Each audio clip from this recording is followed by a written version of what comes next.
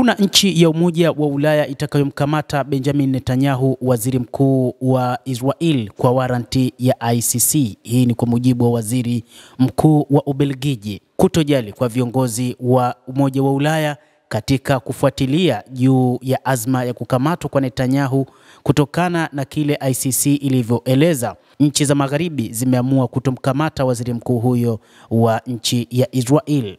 Katika ziara ya wiki moja iliyopita kutoka kwa waziri mkuu wa Israel kuelekea huko Hungary, ilitangaza nia yake kujiondoa kwenye mkataba wa Roma, mkataba ambao unaipa mamlaka ICC, mahakama hiyo ambayo inategemea mamlaka ya kitaifa kwa ajili ya kutekeleza ukamataji.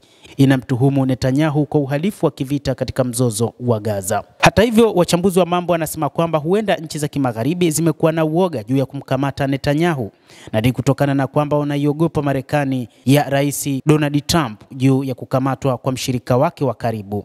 Wachambuzi wanasema kwamba muungano wa nchi mbalimbali za Umoja wa Ulaya zimeonyesha kuelewa ukaidi wa Budapesti wakati wa kuonekana kwenye mpango wa kumkamata bwana Netanyahu na kufanya ziara hiyo. Tungefanya hivyo pia kuwa waaminifu kabisa. Nchi za Ulaya zimeshindwa kuwa waaminifu kabisa, moja kati ya wachambuzi wanaeleza. Pia hakuna siasa za kweli katika nchi za magharibi. Siamini kuwa kuna nchi yoyote ya Ulaya iliyo tayari kumkamata Netanyahu kama angekuwa katika ardhi yake, aliongeza.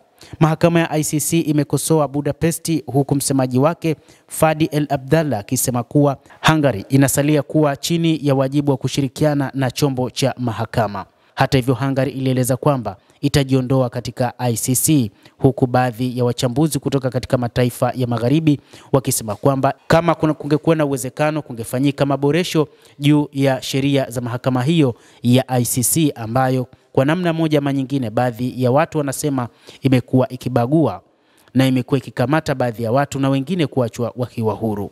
Novemba mwaka uliopita, ICC ilitoa vibali vya kukamatwa kwa Netanyahu na aliyekuwa waziri wake wa ulinzi Yoav Gallant kwa madai ya kufanya ukatili mkubwa, ikiwa ni pamoja na kutumia njaa kama njia ya vita katika kukabiliana na uvamizi mbaya wa mwaka 2023 wa kundi la wapiganaji wa Hamas wa Palestina.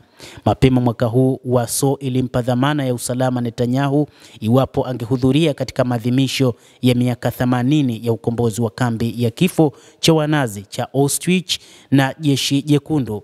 Waziri mkuu wa Israel alikataa kufanya safari hiyo, lakini kansela anayemaliza muda wake wa Ujerumani Olaf Scholz alibainisha wiki iliyopita kuwa hawezi kufikiria kumkamata Netanyahu iwapo jamaa huyo atazuru nchini mwake.